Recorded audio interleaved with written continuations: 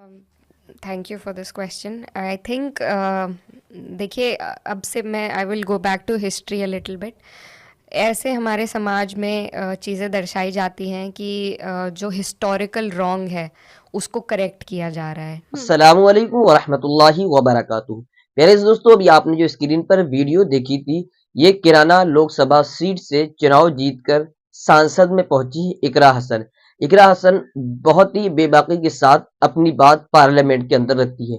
उन्होंने कई सारे मुद्दों के ऊपर आवाज उठाई। यहाँ तक कि उन्होंने संभल के मामलात पर भी आवाज उठाई। उन्होंने जब संभल जो पीड़ित लोग हैं, उनके परिवार जो पीड़ित लोग थे, उनके परिवार से मिलने के लिए जब वो वहां गई थी तो उन्हें किस तरीके से रोका गया, उन्होंने आवाज उठाई तमाम मामले पर। मगर एक पोस्ट कास्ट के अंदर उनसे कुछ बातें पूछी गई तो उन्होंने क्या कुछ कहा है, वाकई ये काबिले तारीफ बातें उन्होंने रखी हैं और काबिले तारीफ बातें हैं कि किस तरीके से उन्होंने अपनी बात रखने की कोशिश की है।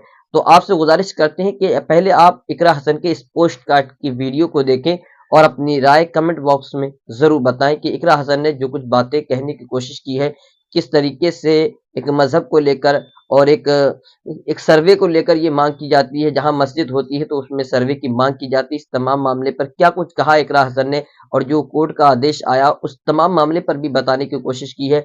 और जो आरएसएस के जो नेता हैं, उन्होंने भी इस पर अपना राय दी है और उन्होंने भी कहा कि मुसलमानों को, यानी कि एक मुसलमानों की मस्जिदों को लेकर इस तरीके की बातें की जा रही है, ये सरासर गलत है। उन्होंने तमाम बातें की हैं। आप इस पोस्ट कार्ड के अंदर जरूर सुनें और अपनी राय कमेंट बॉक्स में जरूर दें। आइए तो इस वीडियो को आखिर तक जरूर देख लें। फैशन मुझे लगता है हो गया है कि फलानी मस्जिद के नीचे पहले तो मंदिर हुआ करता था, साक्ष्य दिखाई दे रहे हैं, साक्ष्य उसके दिखाई दे रहे हैं और अदालतें कह देती हैं कि जो सर्वे कराइए। एक लॉ स्टूडेंट होने के नाते और एक नेता होने के नाते आप कैसे देखती हैं? Thank you for this question. I think देखिए, अब से मैं I will go back to history a little bit. ऐसे हमारे समाज में चीज़ें दर्शाई जाती हैं कि जो हिस्टोरिकल रॉन्ग है उसको करेक्ट किया जा रहा है। जो मुग़लों के शासन में जो हुआ, अंग्रेज़ों के शासन में जो हुआ, तो उसका बदल अब किया जा रहा है भाजपा की सरकार द्वारा। मुझे लगता है ये बिल्कुल गलत है, क्योंकि जब मुग़लों का राज था या जब अंग्रेज़ों ने हम पर राज किया, तब हमारे यहाँ ना रिपब्लिक था, ना लोकतंत्र था। तब राजशाही शासन का दौर था और वो दौर इसी तरह के होते थे कि जब कोई राजा किसी जगह को जीत लेते थे तो वो वहाँ की व्यवस्था को अपने हिसाब से बदल देते थे। फिर कोई और आकर कब्जा करता था, वो वहाँ की व्यवस्था को बदल देता था।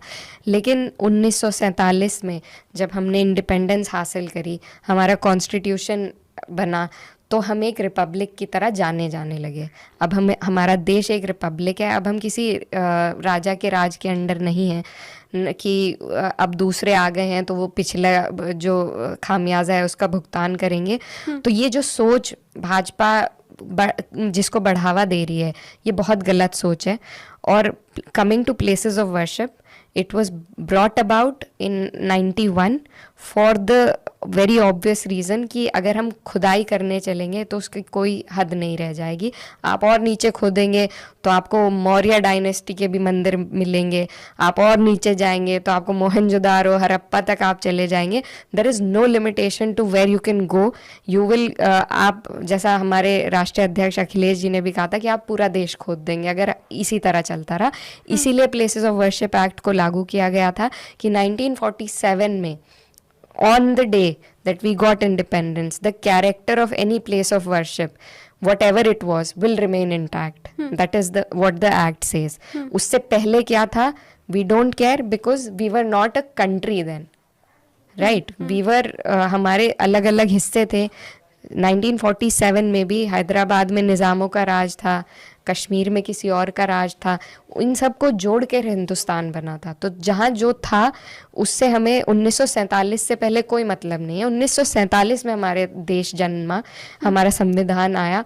उस दौरान, उस दिन जो जिसका कैरेक्टर था वो वही रहेगा और आगे भी जो सरकारें आएंगी उन्हें उसका पालन करना चाहिए।